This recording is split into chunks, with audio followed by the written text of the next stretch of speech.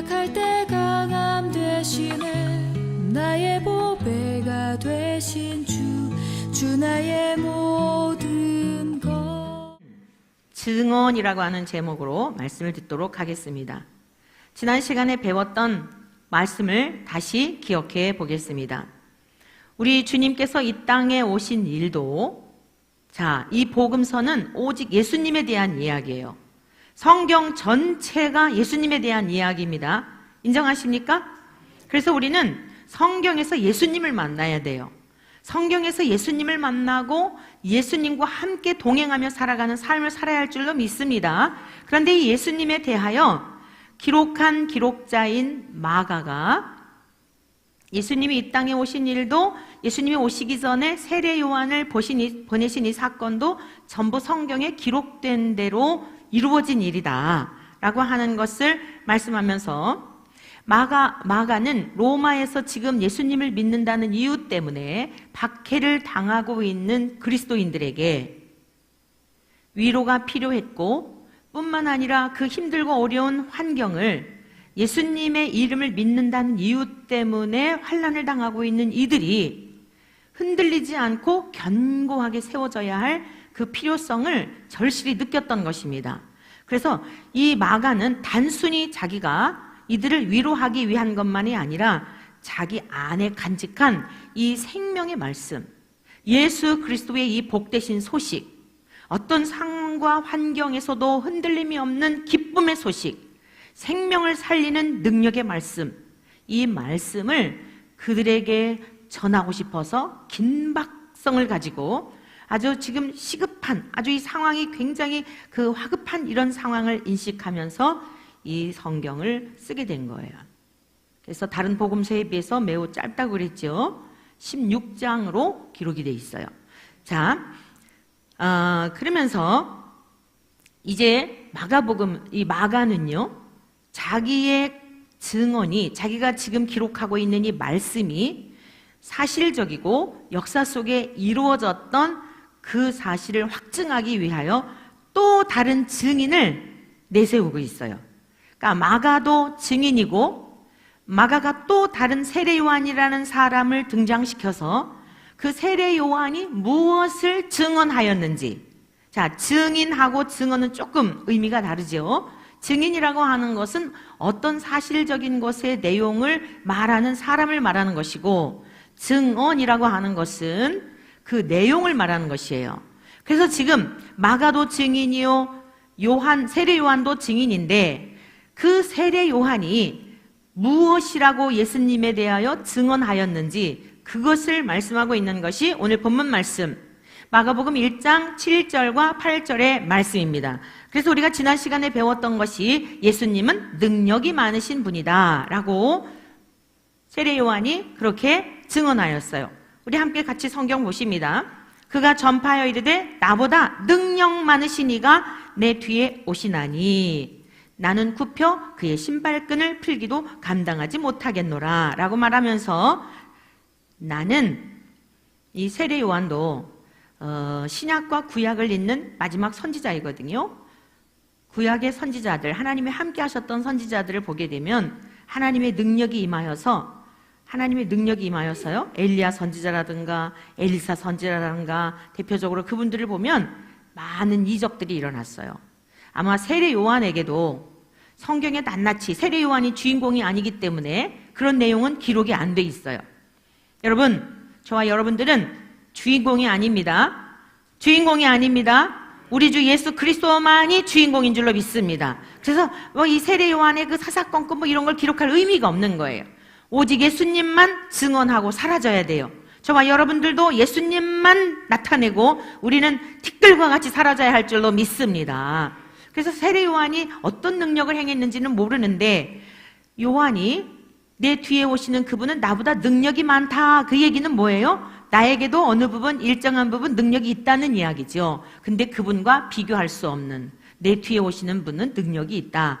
그리고 이렇게 증언한 내용에 대해서 마가는 구체적으로 예수님이 어떤 능력을 행하셨는지 이제 계속 앞으로 써내려갈 겁니다. 근데 우리가 지난주에 이 1장 21절에서 28절까지의 말씀을 통하여 예수님의 가르침이 능력이 있었다, 다른 서기관들이나 어떤 가르치는 자들과 같지 않고 예수님이 입에서 나오는 그 말씀이, 그 권위가 너무너무 사람들을 놀라게 하는 그런 능력이 있으셨다.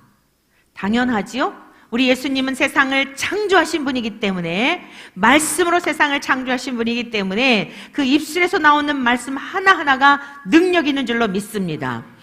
기록된 이 말씀, 지금은 성령의 감동으로 기록된 말씀을 우리에게 주셨는데, 이 또한 성경의 말씀 또한 우리에게 능력이 되는 줄 믿습니다. 자, 또한 예수님은 어떤 능력이 있느냐?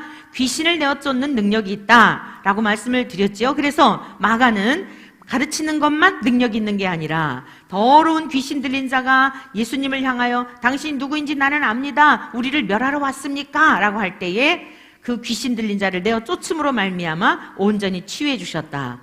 그뿐만이 아니에요. 예수님은 하나님과 동일하신 분이기 때문에 우리가 앞으로 마가복음을 계속 배워나갈 때에 그 행하신 모든 일들, 바다 위를 걸으시고 오병이어의 기적의 사건, 이게 모두 다 예수님에게 있는 능력인데 그것은 바로 하나님과 동일한 능력입니다. 그래서 예수님과 하나님과 같다라고 하는 게 무슨 뜻이에요? 그 모든 능력이 똑같다라는 뜻입니다.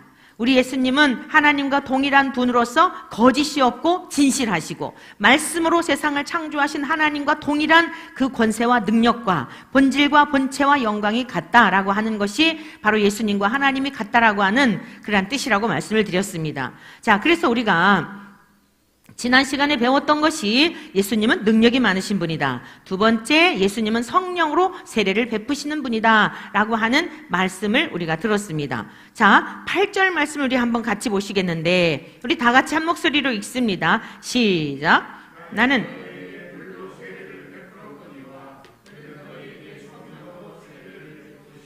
아멘. 세례 요한이 지금 증언하는 거예요. 나는 너희에게 물로 세례를 베풀었거니와. 근데 요한이 베풀었던 세례는요, 그 요단강에 들어가서 침례하는 것이었어요. 전신이 이렇게 다 들어가는 그런 침례.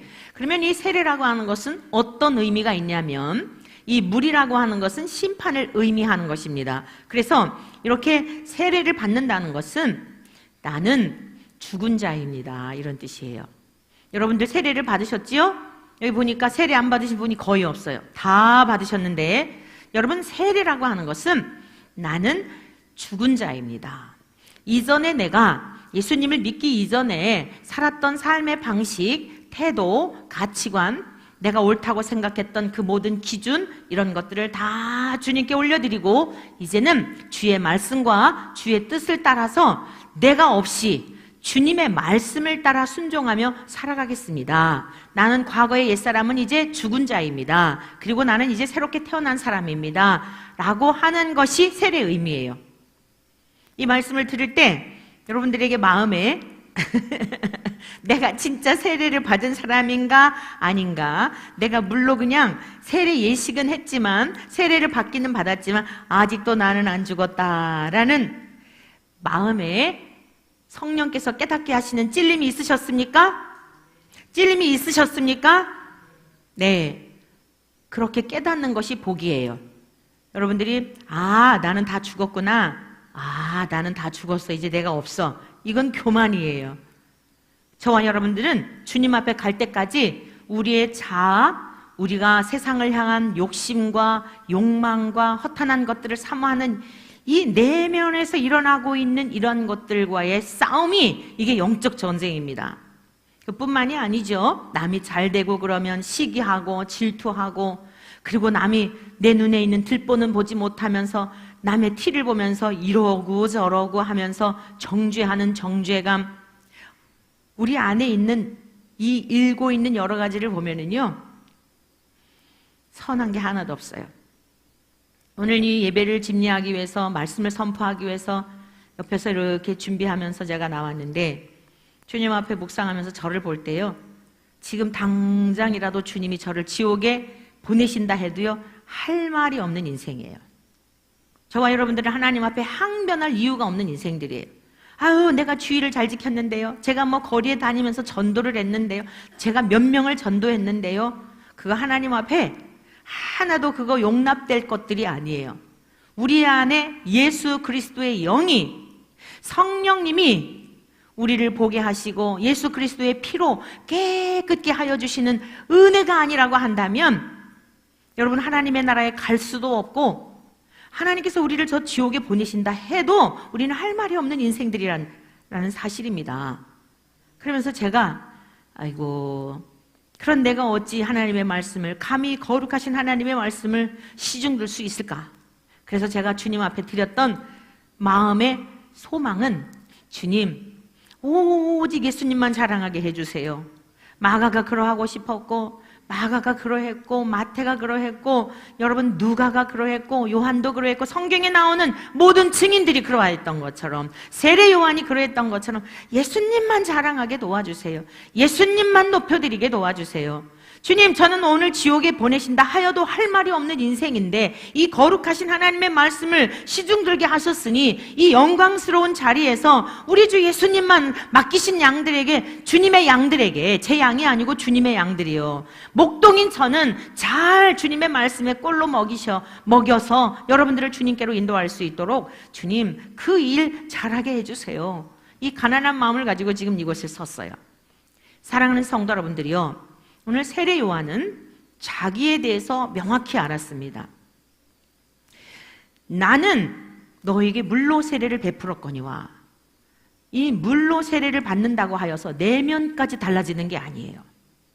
물 세례를 받았다 그래서 지금 우리가 온전히 죽어진 게 아닙니다. 그런데 예수님으로 말미암아 세례를 받게 되면 어떨까요? 우리의 내면도 달라지게 되고 우리 안에 내주하시는 성령님을 통하여 날마다 거룩하고 새롭게 변화되는 줄로 믿습니다. 하나님이 받으실 만한 산 제물들이 되는 줄로 믿습니다. 그런데 그 일을 누가 하시냐면 예수님이 하신다는 거예요. 예수님이 오셔서 성령님을 우리에게 보내주실 때, 하나님 아버지께서 예수님의 이름으로 성령님을 우리에게 보내주실 때에 하나님과 예수님과 동일한 성령님이 우리 안에서 하나님의 사랑을 깨닫게 하시고 예수 그리스도의 십자가의 은혜가 얼마나 감사한지를 우리로 하여금 깨닫게 하시고 내가 얼마나 하나님 앞에 하나님의 은혜가 아니면 살 수 없는 인생인가에 대한 것을 보게 하시고, 그게 바로 죄에 대하여, 의에 대하여 우리가 이대로 살아가다가는 저 영원한 심판에 이를 수밖에 없는 인생들이었는데, 하나님께서 아들 예수님을 보내주시어 우리가 심판에서, 사망에서 저 생명의 길로 영원한 영광스러운 아버지의 나라에 이를 수 있는 이 은혜를 베푸셨다는 것을 깨닫게 하시니까, 여러분 그거 하나만 붙들고 우리가 살아가도 세상에 사는 동안 기쁨이 넘치는 삶을 살게 될 줄 믿습니다. 제가 지금요, 내일 모레 종합검진 종합검진을 이제 받기로 예약을 했어요. 저희 사위가 뭐 이렇게 싸게 그거를 받을 수 있는 기회가 있어갖고 얼른 인터넷으로 신청을 해놨대요. 그래서 내일 모레 그 이제 종합검진을 받기로 예약을 했는데, 음식을 깨도 먹지 말고 견과류도 먹지 말고 수박도 먹지 말고 딸기도 먹지 말고 뭐 씨 있는 거 뭐 이런 거 먹지 말라, 김치도 먹지 말고 이러면서요, 먹지 말라는 게 많아요. 그래서 어제서부터 식이요법으로 이제 음식을 좀 조절하라고 그러고, 내일서부터 저녁부터는 이제 완전 금식이죠. 제가요 그것을 이렇게 보고 나서 먹을 게 뭐가 있나 하니까 먹을 게 없어요. 예? 그래서 제가 식사를 간단하게 하면서 이런 생각을 했습니다. 여러분 대부분 보면 이제 성인병, 당뇨병 막 이런 거에 걸리게 되면 막 주의해야 할 음식들이 많잖아요. 야, 이 무슨 병에 걸려가지고 뭐도 먹지 말고 뭐도 먹지 말고 뭐도 먹지 말고 그러면 지레 죽겠구나, 이런 생각을 했어요. 이 먹보가 이게 지레 죽겠구나. 그러면서 병상에 누워있는 분들을 한번 생각해 봤어요. 병원에 가면은 일체 봐주는 거 없잖아요. 당신 금식해야겠습니다. 뭐 무슨 검사를 해야 하니까 뭐 금식해야 됩니다. 물도 마시지 마시오 그러잖아요. 자, 그런 자리에 있던 사람이 음식을 먹게 됐을 때 얼마나 기쁠까요? 꿀맛 같겠죠? 당신은 금식해야 합니다. 물도 마시지 말아요 했을 때 미음만 먹어도요, 흰죽만 먹어도 이 꿀맛입니다. 며칠 금식하고 나서 먹는 이 동치미국하고 뭐예요? 죽하고 그거 먹는 맛이 얼마나 꿀맛인지 몰라요. 사랑하는 성도 여러분들이요, 그런데 그 기쁨이 얼마나 가요? 금식했다가 흰죽 먹고 동치미 먹으면서 와 살겠다 이러지만 계속 그거 먹으라면 어떡하죠? 죽겠다 그러지요. 여러분, 이 세상에서의 그런 것들은 다 일시적에서 또 다른 거 먹고 잊어요. 내가 얼마나 내 마음대로 음식을 먹을 수 있는 이 건강한 것이 얼마나 감사한지 잊고 있다니까요. 오늘 여러분들이, 우리 모두가 마음껏 먹고 싶은 것 먹을 수 있고, 보행할 수 있는 것 보행할 수 있고, 하나님 앞에 마음껏 찬양할 수 있는 여러분, 이 복을 누리시기를 축원합니다. 목이 쉬어가지고 소리가 안 나올 때 하나님께 예배를 드리면서 목소리가 안 나오면서 답답했던 것 경험해 본 적 있습니까? 그런데 우리가 마음껏 그래도 뭐 음정 박자는 잘 못 맞는다, 안 맞는다 하더라도 내가 하나님 앞에 찬양을 드릴 수 있는 목소리가 있다는 게 얼마나 감사합니까? 여러분, 손가락 하나 아파가지고 생인솔 알아서 내 모든 신경을 다 그곳에 집중하게 할 때 얼마나 고통스럽습니까? 그 아픔에서 건짐을 받는 것도 기쁘고 자유로운 일이지만 영원한 지옥 불못 가운데서 생명의 나라로 옮겨진 예수님 때문에, 저와 여러분들을 사랑하셔서 이 세상에 오신 우리 구주 예수님 때문에 우리가 저 영원한 하나님의 나라를 소망하며 오늘의 삶의 자리에서도 비록 현실은 어렵지만 하나도 달라진 게 없지만 그 나라를 소망하며 하루하루 살아갈 때에 진리의 성령님이 우리 안에 내주하셔서 우리로 하여금 감사하게 하시고 기뻐하게 하시고 환경을 이기게 하시고 여러분, 세상이 주는 것 같지 아니한 하늘의 평강을 누리게 하시는 줄로 믿습니다.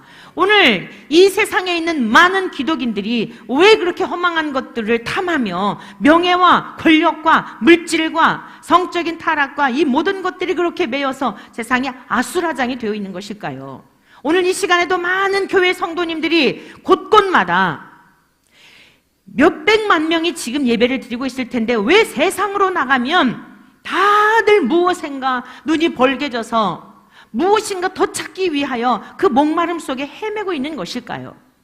오늘 주 앞에 나와 예배를 드리는 저와 여러분들, 처처에 세워진 교회에서 하나님의 복되신 말씀이 지금 이 시간 다 들려지고 있을 텐데 이 땅에 하나님의 교회들 위해 성령님이 기름 부으시고 성령님이 임재하시고 사랑하는 하나님의 백성들을 사로잡아 주셔서 우리의 죄와 허물을 위해 죽으신, 십자가에 죽으신 예수님의 그 은혜 앞에 감격하며 기뻐하며 다른 것 준다 할지라도, 세상에 여러 가지가 유혹한다 할지라도 그 모든 유혹을 넉넉히 이길 수 있는 이 능력을 얻는 이 시간, 예배의 시간, 우리 교회만이 아니라 이 땅의 모든 교회들 가운데 그 은혜가 임하시기를 간절히 축원합니다.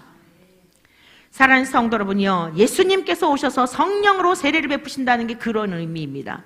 예수님은 이미 오셨고 하늘 보좌에서 지금 이 세상 만물을 통치하고 계십니다. 뿐만 아니라 성령님을 통하여 성령님은 우리 주 예수님에 대하여 증거하고 계시고 오늘 이 시간에도 우리 가운데 역사하시어 성부 하나님에 대하여 가르쳐 주시고 예수님에 대하여 가르쳐 주시고 우리로 하여금 교제케 하시는 이 영광을, 이 예배를 드리는 시간만이 아니라 우리가 밖에 나가서도, 세상 속에서도, 가정에서도, 직장에서도 그걸 늘 의식하며 살아야 한다 말씀이에요. 동의하십니까? 그게 바로 예수님은 성령으로 세례를 베푸신다는 뜻입니다. 자, 이건 지난 주일까지 우리가 배웠던 내용의 말씀이에요. 세 번째, 우리 이제 이 본문에는 나와 있지 않은데 마가복음보다 후기에 기록된 사도 요한, 주님의 애지자였던 사도 요한이 기록된 말씀을 통하여 우리 예수님에 대해 세례 요한이 어떠한 내용을 증언했는지 더 살펴보도록 하겠습니다. 요한복음 1장 29절로 같이 가보시겠습니다. 지금 이 마찬가지로 세례 요한의 증거입니다. 29절 다 같이 읽습니다. 시작. 이튿날 요한이 예수께서 자기에게 나오심을 보고 이르되 보라, 세상 죄를 지고 가는 하나님의 어린 양이로다. 예수님은 능력이 많으신 분이시다. 예수님은 성령으로 세례를 베푸시는 분이시다. 세 번째, 예수님은 뭐라고요? 세상 죄를 지고 가는 하나님의 어린 양이로다. 따라하시기 바랍니다. 세상 죄를 지고 가는 하나님의 어린 양. 누가요? 그렇죠. 여러분, 우리 주 예수님은 세상 죄를 지고 가신 어린 양으로 오셨어요. 세상 죄라고 하는 것은 어둠 가운데, 죄 가운데 태어난 모든 인생들을 말하는 것입니다. 저와 여러분들을 말하는 거예요. 우리는 태어날 때부터 본질상 그저 죄를 지을 수밖에 없는 성향을 가지고 태어났어요. 죄를 지을 수밖에 없는 이 본질을 가지고 태어났기 때문에 요즘 한 주간 동안 얼마나 시끄럽나요? 한 주간인가요? 지난주부터인가요? 응? 지난주부터였어요? 정아무개라고 하는 그 가수 아무튼 온통 그냥 뉴스며 인터넷은 말할 것도 없고 신문에 그냥 아주 그 헤드라인 뉴스에 사진이 그냥 팍 해가지고 이러고 쳐다보는데 섬뜩하더라고요. 만약에 선한 영향력을 끼쳐가지고 그렇게 보면 굉장히 포스 있다 이렇게 느끼겠죠. 그런데 워낙 좋지 않은 내용이 이미 인식되어 있기 때문에 그의 눈빛도 마음이 참 어렵게 이렇게 느껴지더라고요.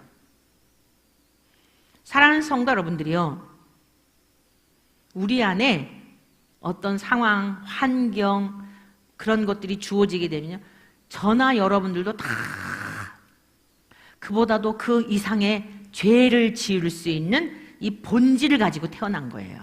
그래서 성경은 의인은 없나니 하나도 없다 이렇게 성경은 선언하고 있습니다. 아우 제가 왜 저래, 저 사람은 왜 저래, 다 그래요, 다 그래요, 다 그렇습니다. 드러나지 않아서 그렇지.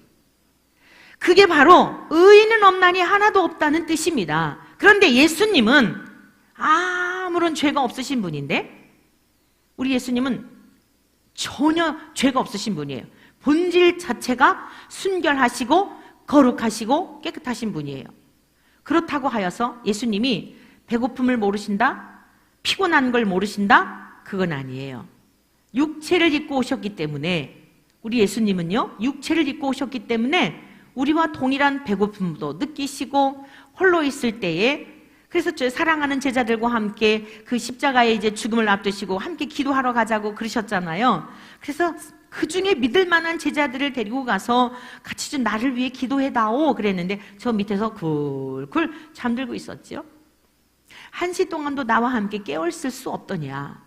우리 주님이 심히 마음이 고민하여, 여러분 주님도 그런 다 성품을 가지고 계세요. 그러나 죄는 전혀 없어요. 우리 한번 히브리서 말씀을 좀 같이 보시겠습니다. 히브리서, 우리 주님은 우리들과 같은 육체를 입고 오심에 대하여 증거하고 있는데 2장 14절에 있는 말씀입니다. 히브리서 2장 14절, 자녀들은 혈과 육에 속하였음에 그도 또한 같은 모양으로 혈과 육을 함께 지니심은 그랬어요. 자, 예수님을 믿게 되면 우리의 죄를 예수님의 십자가의 피로 용서하여 주시고 하나님이 우리를 자녀 삼아 주시죠. 선물로 또 성령님도 보내주시죠. 성령님 우리 안에 내주하셔서 그 은혜를 깨닫게 하시고 우리가 이제 의에 줄이고 목마른 삶을 살아가게 돼요. 거룩한 열망이 생겨요. 옛날에는 세상에 잘 먹고 잘 살고 싶었는데 성령님이 우리 안에 계신 내적인 증거가 뭐냐면요, 이렇게 살면 안 되겠다. 그리고 거룩하게 살고 싶고요. 옛날에는 죄가 좋았어요. 옛날에는 죄 짓는 것이 즐거움이 있었어요. 그런데 똑같은 일을 하더라도 마음이 불편해져요. 성령님이 함께 하시는 사람들은 자기도 자기 스스로를 체크해 볼 수 있다고요. 옛날에는 예를 들어서 남자분들이 이렇게 이제 교회를 나오시게 되면 잘 끊지 못하는 게 주초의 문제잖아요.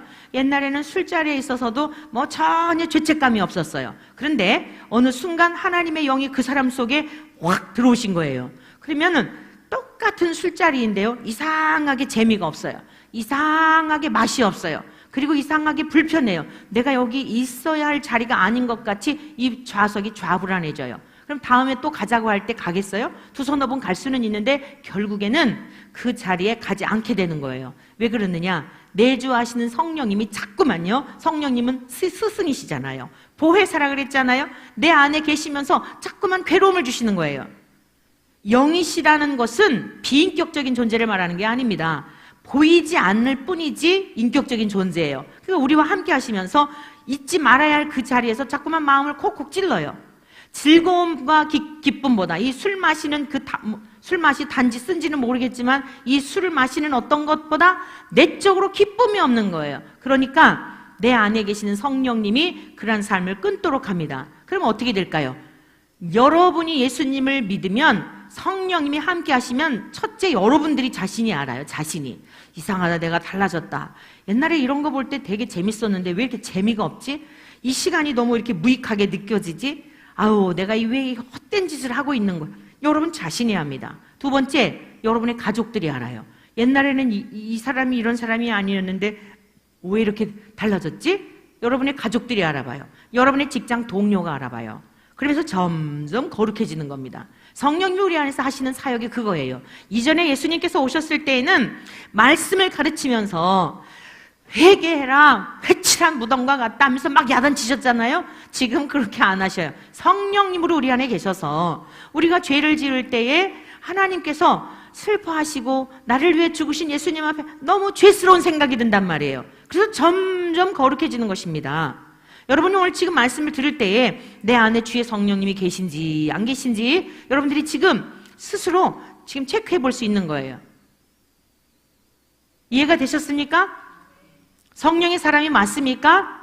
근데 아직 장성한 분량에 이르지는 못했어도 여러분들이 갓 임신한 경우, 태어나서 젖 먹는 단계, 밥 먹는 단계, 고기도 먹는 단계, 이 단계가 있잖아요. 자라가는 과정이 있지만 어찌됐건 영적인 인식을 하게 되고 느끼게 되고 세상적인 욕망이 아니라 거룩한 이런 욕망들을, 거룩한 열망을 갖게 되는 거예요. 하나님이 기뻐하시는 삶을 살아가고자 하는 그런 삶을 살게 되니까 얼마쯤 지나고 보니 야, 내가 진짜 많이 달라졌다. 내가 이런 사람이 아니었는데 이것을 알게 되는 것이죠.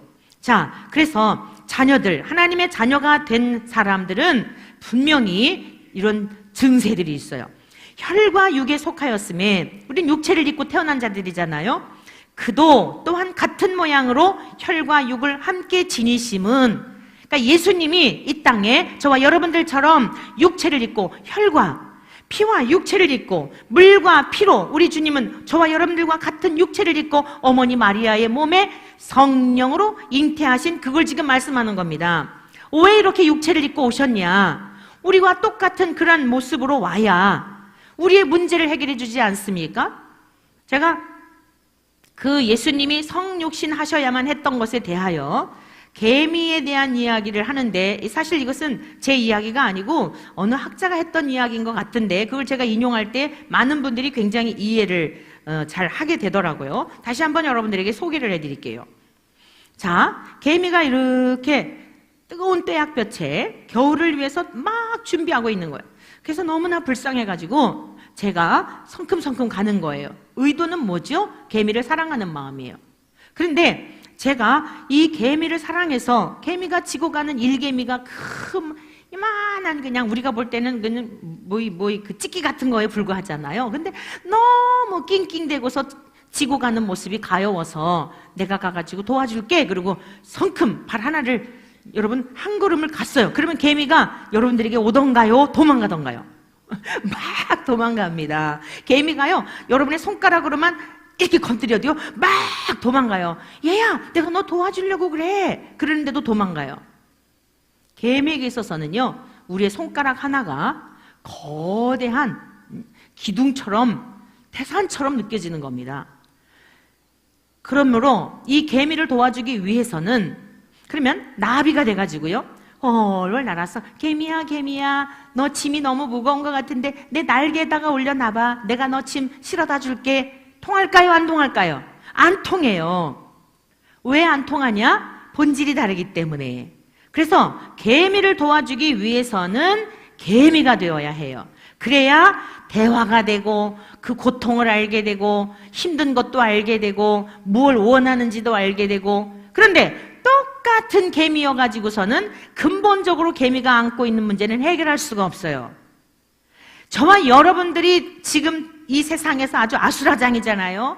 죄악의 물결이, 탐욕의 물결이, 권력과 명예욕에 다 노예들이 돼가지고 가는 곳곳마다 아수라장이잖아요. 정말 하나님의 심판과 진노가 언제 임할지 영적으로 깨어있는 믿음의 눈으로 바라보게 되면 조마조마한 세상이에요. 다른 사람들의 죄를 보면서 여러분 탄식할 때가 아니에요. 내 속에 있는 죄를 보면서 야, 나도 저러지는 않은지, 내 속에 좀 척결할 거는 없는지 이렇게 여러분들이 보셔야지, 노아 홍수 시대처럼 설마 하니 무슨 이러고 있다가는, 설마가 사람 잡는다는 얘기 누가 했는지는 모르지만 참 기가 막힌 얘기예요. 설마 하다가 하나님의 심판과 진노가 언제 임하게 될지 모르는 겁니다. 그래서 지혜로운 하나님의 백성들은 그러한 모습을 보면서 얼른 주님께로 도망가야 돼요.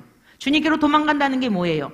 거룩한 삶을 살라 말씀입니다. 구별된 삶을 살라는 말씀이에요. 하나님의 말씀으로 우리를 깨끗하게 하고 정결하게 하여서, 주께서 말씀하셨잖아요. 세상이 주는 물은 또 다시 목마르지만 내가 주는 물을 마시게 되면 다시 목마르지 않다. 그게 뭐예요? 성령이 우리 안에 계시게 되면 목마르지 않다는 거예요. 거룩한 삶을 살게 되고 주님이 가신 그 길을 넉넉히 따르도록 도와주시며, 우리 주 예수님이 그런 능력을 우리에게 주신 게 뭐예요? 혈과 육을 입고 사망, 여기 보면 이렇게 말씀하고 있어요. 죽음을 통하여 죽음의 세력을 잡은 자, 곧 마귀를 멸하시며. 죽음은 마귀에게 속한 겁니다. 그래서 우리들이 죽음을 두려워하는 거예요. 죽은 다음에 저 아름다운 천국이 있고 저 뉴질랜드니 또는 유럽이니 그 아름다운 세계보다 더 아름다운 세계가 있다고 한다면 죽음을 두려워하겠어요? 그 천국, 영원한 천국이 실제가 된다고 한다면 그렇게 죽음을 두려워하겠습니까? 그러나 죽음 너머를 두려워하는 이유가 뭐냐면, 죽음을 두려워하는 이유가 뭐냐면, 사망 권세를 잡은 마귀가 계속 생각을 통하여, 뿔 달리고 오는 게 아닙니다. 생각을 통하여 사람들의 마음을 사로잡고 있기 때문에, 그래서 세상 죄를 지고 가는 그랬어요. 그게 바로 마귀에게 눌려서 살고 있는 우리네 인생들. 그 왜 그래요? 마귀에게 왜 사로잡힌 거예요? 죄 때문에. 마귀는 죄를 먹고 산단 말이에요. 그래서 그 죽음의 권세를 잡은 마귀를 멸하시려고 어떻게 오셨다고요? 우리와 똑같이 혈과 육체를 입고 오셨다, 이렇게 말씀하고 있어요. 15절, 또 죽기를 무서워함으로 한평생 매여 종노릇하는 모든 자들을 놓아주려 하심이니. 제가 지금 방금 설명해 드렸죠? 우리가 죽음을 왜 두려워한다고요? 죽은 넘어가 불안하니까. 그래서 죽기를 두려워한단 말이에요.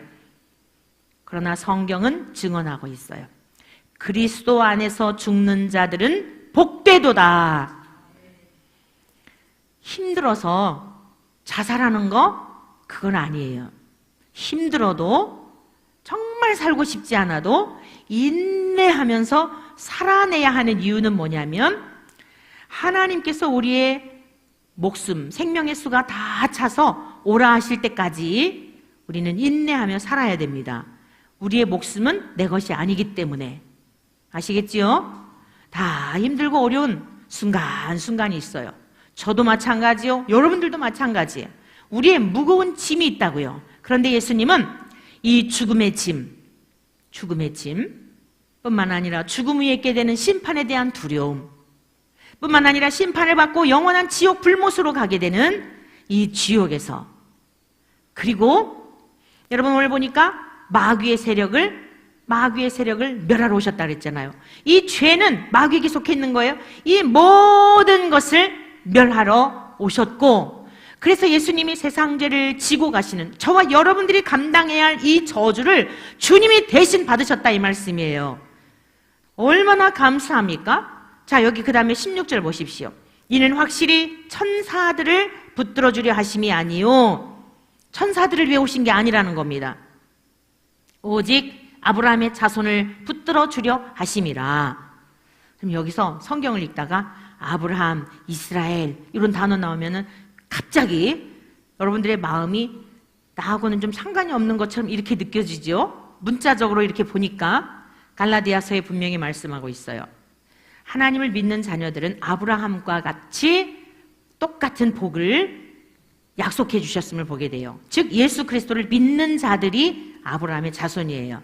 인정하십니까? 네. 자, 그러면서 여기 17절, 그러므로 그가 범사의 형제들과 같이 되심이 마땅하도다.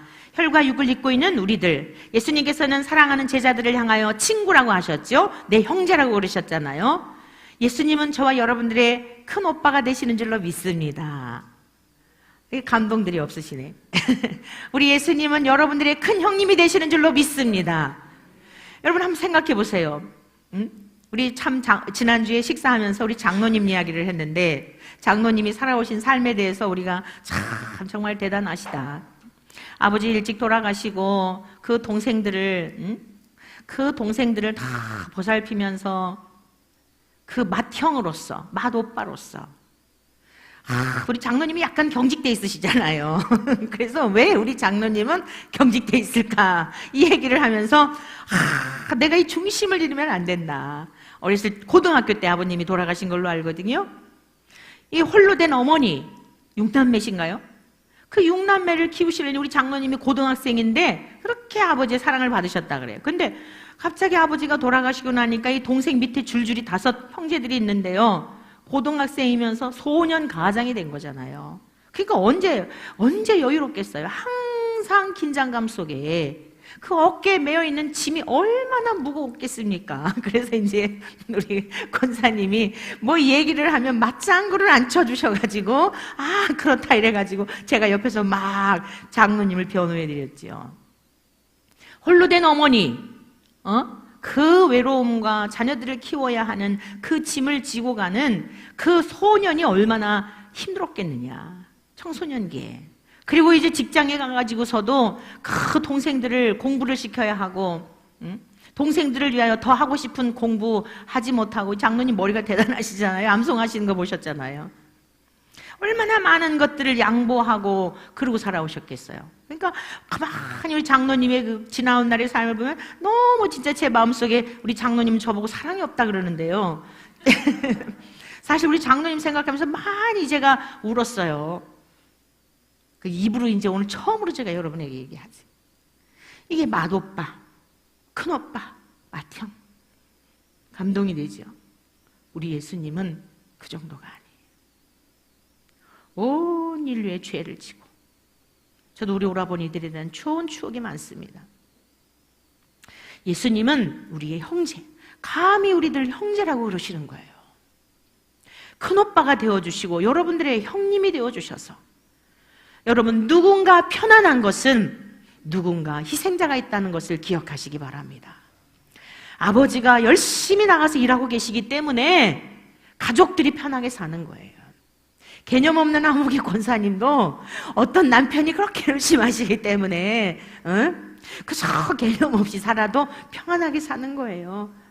누군지 다 아시죠? 누군가 어깨에 무거운 짐이 있는 거예요.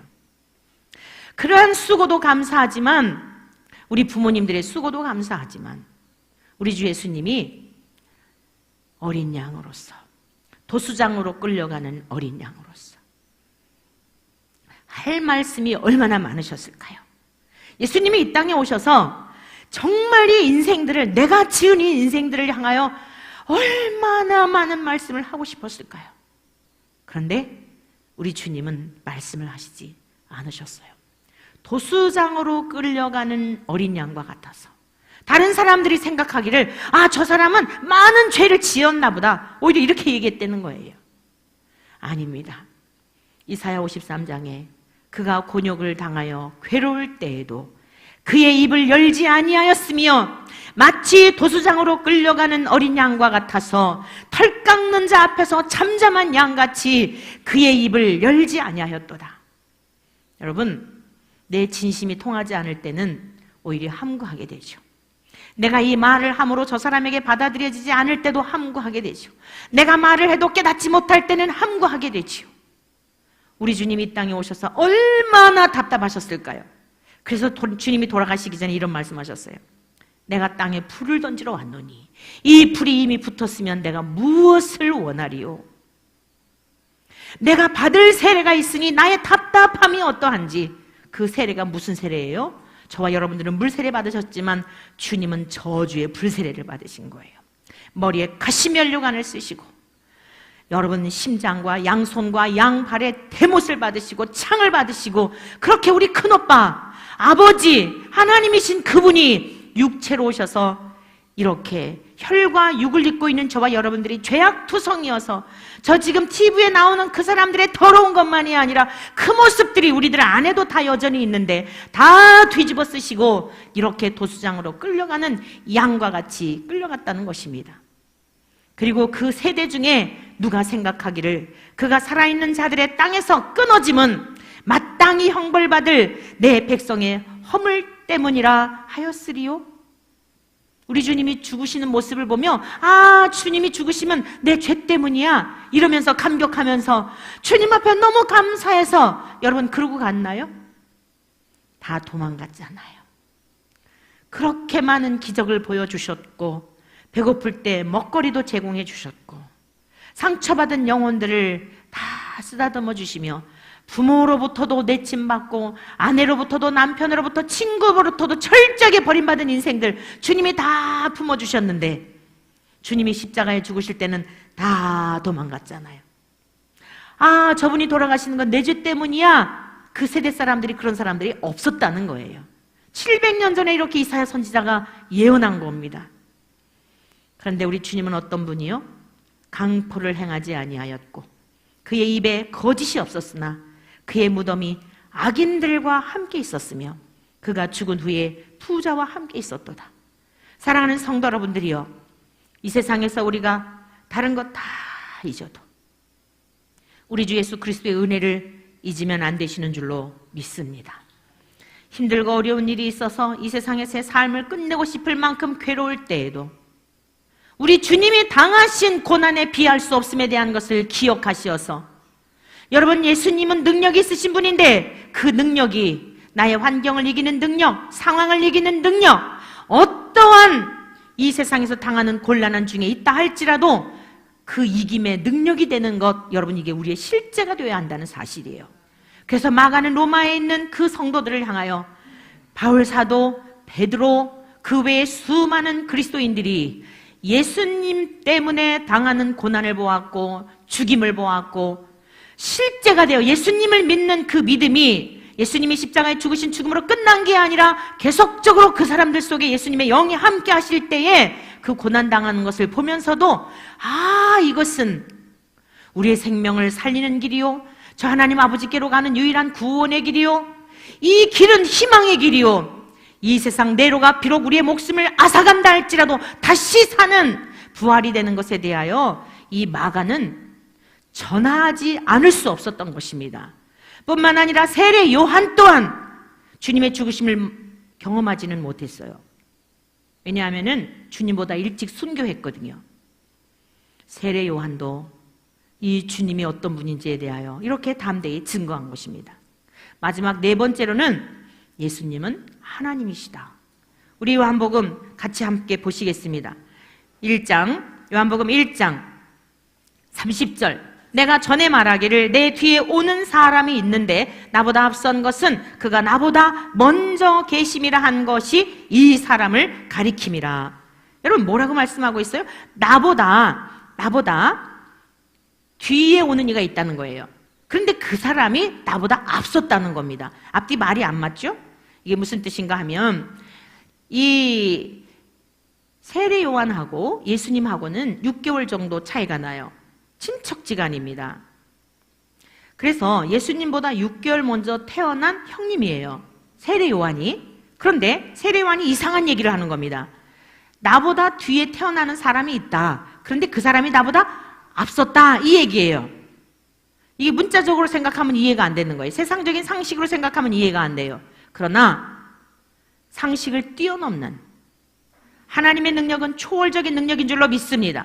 무에서 유를 창조하시는 하나님이시기 때문에 제가 여기 태어났다 할지라도 우리 예수님은 먼저, 뒤에 태어나는 아기가 있다 할지라도 얼마든지, 지금 이걸 설명하는 거예요. 제가 지금 태어났는데 내 뒤에 오는 이가 있다. 그 사람이 나보다 앞섰다. 근데 이거는 어떤 사람에게도 해당되는 게 아니에요. 유일하신 예수님에게만 해당되는 줄로 믿습니다. 우리 주 예수님만 그러하셔요. 그러니까 모든 피조물보다 먼저 태어나셨어요. 골로새서 1장 13절 이하에 이렇게 말씀하고 있습니다. 그가 우리를 흑암의 권세에서 건져나사, 우리 예수님을 말하는 겁니다. 그의 사랑의 아들의 나라로 옮기셨으니 그 아들 안에서, 자, 하나님, 성부 하나님께서 아들 예수님을 보내주셔서 우리를 흑암 가운데서 건져주셨는데 예수님의 은혜로 죄사함을 얻었다. 그러면서요, 그는, 예수님은 보이지 아니하는 하나님의 형상이요. 여러분, 하나님 보고 싶으신가요? 성경에 기록된 예수님을 통해 만날 수 있는 줄로 믿습니다. 완전하시고 거룩하시고 사랑이 무한히 없으시고 우리는 변덕스럽고 한결같지 못하고 이기적이고 그렇지만 여전히 언제라도 돌아오기만 하면 끌어안아 주시고 용서하여 주시고 잘 왔다, 이제라도 잘 왔다 하시는 이 풍성하신 하나님의 사랑, 그 예수님을 통하여 하나님을 볼 수 있는 거예요.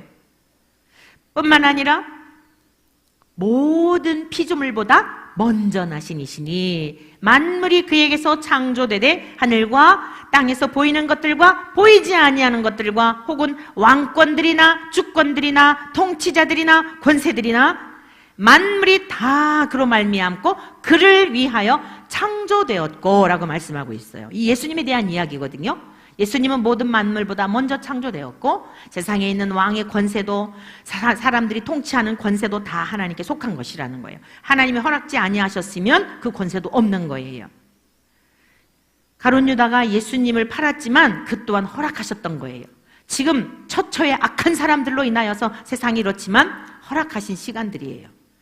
의롭게 살고자 하는 하나님의 백성들, 하나님의 자녀된 저와 여러분들은 이 참으로 혼돈과 공허 속에 살고 있는 이때에 우리는 어떤 삶을 살아야 할까요? 아주 아수라장인 이런 세상에 되어져가는 여러 가지 모습을 보며 우리는 어떤 삶을 살아야 하겠습니까? 오직 성경에 나타난 증인들이 예수님에 대하여서만 증언하였던 것처럼 저와 여러분들도 이제 이 세상 속에 나아가서 갈 길을 알지 못하고 방황하는 이웃들에게 생명의 길이 있습니다. 사는 길이 있습니다. 참된 소망의 길이 있습니다. 헛된 것 가져보아도 취해보아도 누려보아도 더 공허하고 목말랐지요. 여러분 직접 찾아가서 어떻게 하지는 못한다 할지라도 생각나게 하는 사람, 세상을 떠들썩하게 하는 사람, 오늘 우리가 이곳에서 저들을 위하여 기도할 때에 여러분 자꾸 악이 퍼져나가면요 그 독성은 누구에겐가 또 우리들에게도 돌아오는 거예요. 지금은 정죄하는 사람들이 필요한 때가 아니라 저들을 긍휼히 여기고 불쌍히 여기고 예수의 생명이 저들 안에 스며들어가서 주님께로 돌아와 악이 점점 소멸되고 거룩한 하나님의 나라가 확장되어져 가야 우리 주님이 땅끝까지 이르게 되면 오신다 하시지 않았습니까? 그러므로 오늘 저와 여러분들도 우리 주 예수 그리스도를 증거하는 증인으로서 오늘 들은 바 말씀을 담대히 세상 속에 여러분의 직장에서 여러분의 가족들에게 증언하는 증인으로 살아가시게 되기를 주님의 이름으로 간절히 축원합니다. 약할 때 강함 되시네 나의 보배가 되신 주 나의 모든 것 주 안에 있는